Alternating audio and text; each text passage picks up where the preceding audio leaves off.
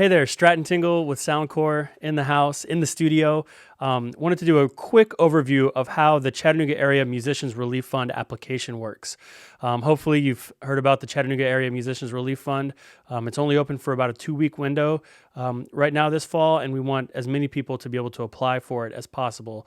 Obviously, there are a number of stipulations around the application that you need to be able to meet the requirements that are stipulated in the application. And the place you can find that is at chamusicfund.com. So chamusicfund.com should get you to where you'll find the application. What you'll do is when you get to the web page, you can read a little bit about the program here in the About section. You can then, of course, hit the Apply button to learn more, to apply. You can also, if you don't feel comfortable yet in having all your materials together or understanding exactly how to apply, you can click this tutorials button. That should help you. In fact, you're probably watching this video from the tutorials button. So there should be some templates and some things to help you out there. But we're going to go through the application process. We're going to hit Learn More. I'm going to open this link in a new tab here on my screen so that you can see we can switch back and forth pretty quickly here. And you'll see that there's a kind of a long list, not too crazy long of a list of eligibility requirements that you have to meet. Please read through those. Take these seriously. We are not going to be able to accept your application if you do not meet some of these eligibility requirements. At the bottom of the page, on the Apply page, it says, click here for the Chattanooga Area Musicians Relief Fund application.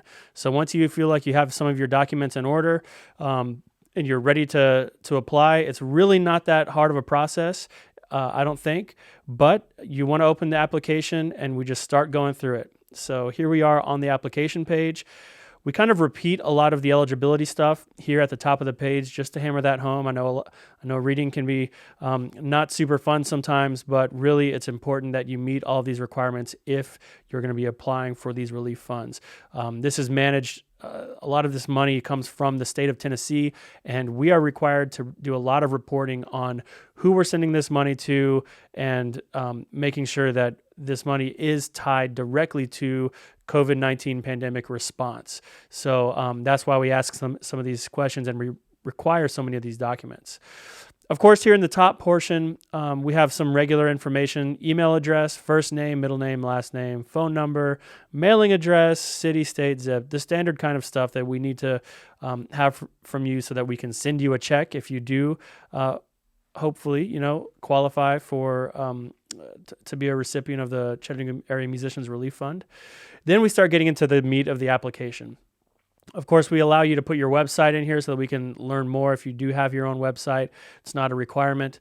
But we do want to know what musical genre you specialize in. So, I'm going to fill out some of these forms as we go. I'm just going to say that I specialize in rock. And then my secondary specialty, I also play Americana music. So I'm kind of just filling this out just to show you how it works. Then the next important question is, what is your primary line of musical employment? So not only am I a lead singer of a band, but I also tend to run audio at one of the local music venues. So my secondary line, if any, of musical employment is a couple of nights a week, I am an audio engineer. So I have 2 gigs in the music in the world. What percentage of my total income is derived from music industry work? Well, I have kind of a day job as a barista, but that pays pretty much most of my bills, but I also really do rely on those couple nights a week doing audio work at the local venues, as well as making money from gigs. But overall, my music-specific work brings in right around 27 to 28% of my income. So I'm going to choose the 26% to 50% of my income is from the music industry. Very important that we get that information from you so we can determine sort of the support level amount. For how many years have you earned your living in the music industry? Well, I've been working as an audio engineer for about 5 years, and we've had our band for about 6 years. So I'm going to put 6 years. Now, here comes the part that a lot of people are going to be a little bit scared of, the proof of lost income. I realize that, and we all know that sometimes gigs are more of a handshake deal and a word of, by your word kind of agreements rather than written contracts or emails. But if possible, you really, really need to prove that there have been some written statements saying that you had a gig lined up, but then it was canceled due to the COVID-19 pandemic. Hopefully, most of the time, we'll see that those written statements happen via email. Sometimes those can be via text, and that's okay if you do a screen grab of that. Much prefer to have an email that gives us a little bit more information and it just looks a little bit more legit.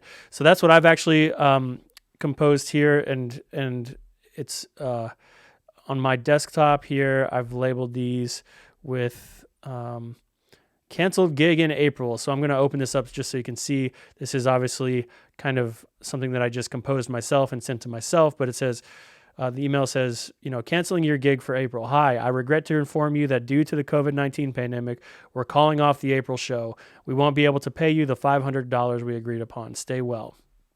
That's kind of a standard email. And unfortunately, too many of us have received emails like that, especially at the beginning of the pandemic. If you have some documentation of that nature, that is going to go a long way to proving that you did, in fact, lose income, music industry income, due to the COVID-19 pandemic. So what you're going to want to do is upload that file. You just go to add file there. You're going to select it from your computer. It's on my desktop, so I'm going to navigate over here, and I've got obviously way too much stuff on my desktop, but there is the canceled gig email. I'm going to upload it, and boom, it's there. It's part of my application now. You can see that it's here in the window, and if I need to remove it, I just hit this X, and it takes it away. We're going to move on to, please give us any additional information you may wish us to know about. If you yourself contracted COVID-19 and you had hospital bills or had other work lay you off or furloughed, maybe the coffee shop was closed down during this time, please let us know about all those extenuating circumstances in your life that happened during the COVID-19 pandemic. Really, you can't share too much with us. Anything that adds credibility to the fact that you lost income due to the COVID-19 pandemic will help your application quite a bit, because again, these dollars are really tied to that very specific purpose, and it's important for us to be able to show that we are in fact supporting you through this hardship because of that. The next portion is kind of the more fun part. Attach any other relevant files to add credibility to your application. So this really focuses on work samples, your electronic press kit, performance photos, maybe screenshots from your website if you want to, things of that nature. That's where you get to add that here. We have some friends of ours down in Argentina have shared their EPK with us for the purposes of this example, and you can see I pulled it up here. I think due to my screen capturing software, aspects of this EPK are for some reason not working, so that stinks. But yeah, oh well, whatever.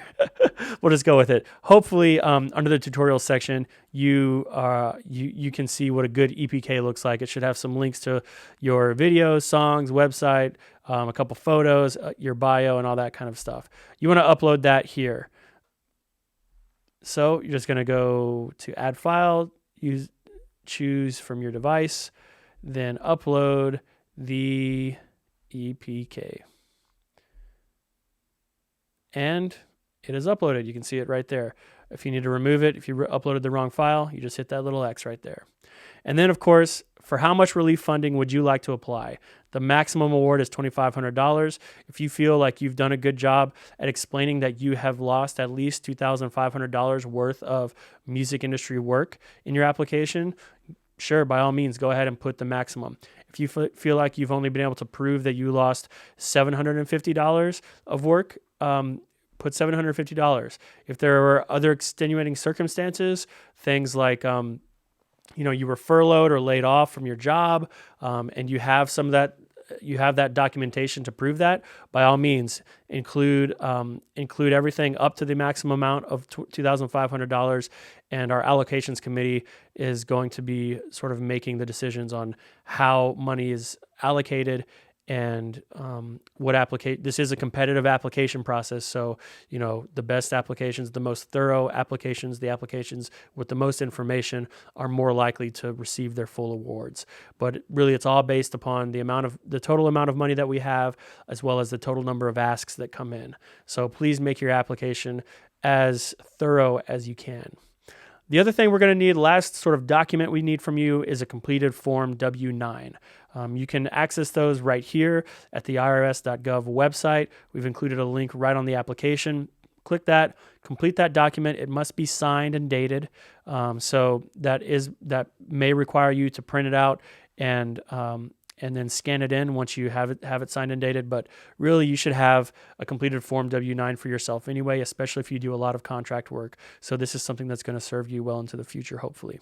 And then, of course, you gotta understand that this application is subject to approval and available funding, and also you hereby state that all elements of my application are true. Now, once you get through with this first part of the application, it's going to take you to a second page that I'm not going to go to right here, but the second page is just demographics information. It really helps us out at SoundCorps through this whole process to know sort of general ideas about who we're serving. None of the demographics information will be used to judge your application. That's why it's on a second page, and it'll be separate, and judges won't even, the allocations committee members won't even see that information really.